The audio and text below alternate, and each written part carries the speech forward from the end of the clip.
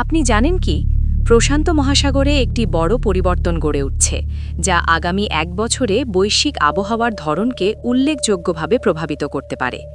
বর্তমানে আমরা যে পরিস্থিতি দেখছি তা সম্ভাব্য একটি এল নিনো ঘটনার প্রাথমিক ধাপ। তবে এটি শুধু একটি সাধারণ চক্র নাও হতে পারে। ২০২৭ সালের দিকে এগোতে থাকলে এটি আরও শক্তিশালী হয়ে বড় সিস্টেমে পরিণত হতে পারে, এমন সম্ভাবনাও এখন আলোচনায় রয়েছে। এই পরিবর্তনটি বুঝতে হলে প্রথমেই সমুদ্র ও বায়ুমণ্ডলের সম্পর্কটি জানা জরুরি। সাধারণ অবস্থায় ট্রেড উইন্ড বা বাণিজ্যিক বাতাস প্রশান্ত মহাসাগরের উষ্ণ পৃষ্ঠের পানি এশিয়ার দিকে ঠেলে দেয়, ফলে দক্ষিণ আমেরিকার উপকূলের কাছে ঠান্ডা পানি উপরে উঠে আসে। এই ভারসাম্যই বৈশ্বিক আবহাওয়াকে তুলনামূলকভাবে স্থিতিশীল রাখে। কিন্তু এল নিনো চলাকালে এই বাতাস দুর্বল হয়ে যায় বা কখনো কখনো উল্টো দিকে বইতে শুরু করে। তখন পশ্চিম প্রশান্ত মহাসাগরে জমে থাকা উষ্ণ পানি পূর্ব দিকে ছড়িয়ে পড়ে এবং সমুদ্রের তাপের বণ্টন বদলে যায়।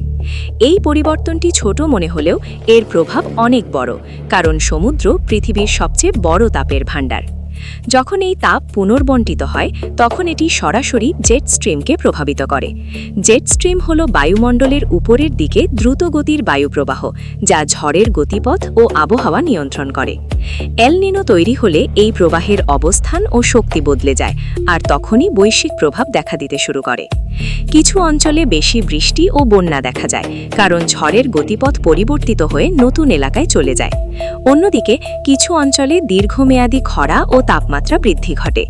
অস্ট্রেলিয়া, আফ্রিকার কিছু অংশ এবং দক্ষিণ আমেরিকার কিছু এলাকায় প্রায়ই খরার পরিস্থিতি তৈরি হয়। অন্যদিকে যুক্তরাষ্ট্রসহ কিছু অঞ্চলে ভারী বৃষ্টিপাত বাড়ে। বর্তমান পরিস্থিতির বিশেষ দিক হল এর সম্ভাব্য শক্তি। পূর্বাভাস মডেলগুলো বলছে ২০২৬ সালের গ্রীষ্মের মধ্যে এল নিনো তৈরি হতে পারে। আরও গুরুত্বপূর্ণ বিষয় হল প্রশান্ত মহাসাগরের পৃষ্ঠের নিচে স্বাভাবিকের তুলনায় বেশি তাপ জমা হওয়ার সংকেত পাওয়া যাচ্ছে। এই নিচের স্তরের উষ্ণতা অনেক সময় ভবিষ্যতে শক্তিশালী এল নিনোর ইঙ্গিত দেয়, কারণ এই জমা তাপ পরে উপরে উঠে আসে। তবে এর মানে এই নয় যে সুপার এল নিনো নিশ্চিতভাবে ঘটবেই। এই সময় পূর্বাভাস দেওয়া কঠিন, কারণ স্প্রিং প্রেডিক্টেবিলিটি ব্যারিয়ার নামে একটি অনিশ্চয়তার সময় থাকে, যখন বায়ুমণ্ডল ও সমুদ্রের অবস্থা দ্রুত পরিবর্তিত হতে পারে এবং পূর্বাভাস মডেলগুলোর ফলাফলও বদলে যেতে পারে। তবুও একাধিক মডেল একই দিকে ইঙ্গিত করায় বিষয়টি গুরুত্ব সহকারে দেখা হচ্ছে। যদি এই সিস্টেম শক্তিশালী হয় তাহলে বৈশ্বিক তাপমাত্রার প্রতিক্রিয়া সবচেয়ে গুরুত্বপূর্ণ বিষয় হয়ে উঠবে। এল নিনো সাধারণত সমুদ্রের জমা তাপ বায়ুমণ্ডলে ছেড়ে দেয়, ফলে কিছু সময়ের জন্য গড় বৈশ্বিক তাপমাত্রা বেড়ে যায়। আগে থেকেই তাপমাত্রা বেশি থাকার কারণে এই অতিরিক্ত তাপ ২০২৭ সালের মধ্যে নতুন তাপমাত্রার রেকর্ড তৈরি হওয়ার সম্ভাবনা বাড়িয়ে দেয়।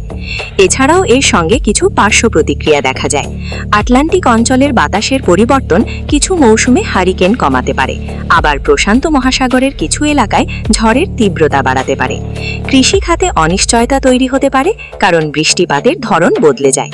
জল ব্যবস্থাও চাপের মুখে পড়তে পারে, কোথাও অতিরিক্ত বৃষ্টি, কোথাও দীর্ঘস্থায়ী খরা। এই মুহূর্তে সবচেয়ে গুরুত্বপূর্ণ বিষয় হল নিশ্চিততা নয়, বরং দিক নির্দেশ। প্রশান্ত মহাসাগর এখন নিরপেক্ষ অবস্থা থেকে বেরিয়ে এল নিনোর দিকে এগোচ্ছে। এই ঘটনার শক্তি কতটা হবে তার উপরই নির্ভর করবে এর প্রভাব কত দূর পর্যন্ত যাবে। এটাই এখন বিশেষজ্ঞরা গভীরভাবে পর্যবেক্ষণ করছেন। আগামী ধাপটি খুবই গুরুত্বপূর্ণ। গ্রীষ্মের মধ্যে সমুদ্রের পৃষ্ঠের তাপমাত্রা এবং বাতাসের ধরন নির্ধারণ করবে এটি মাঝারি অবস্থায় থাকবে নাকি আরও শক্তিশালী হয়ে উঠবে। আপাতত সবকিছু প্রস্তুত অবস্থায় আছে এবং প্রশান্ত মহাসাগর ইতিমধ্যেই সেই পরিবর্তনের প্রতিক্রিয়া দেখাতে শুরু করেছে।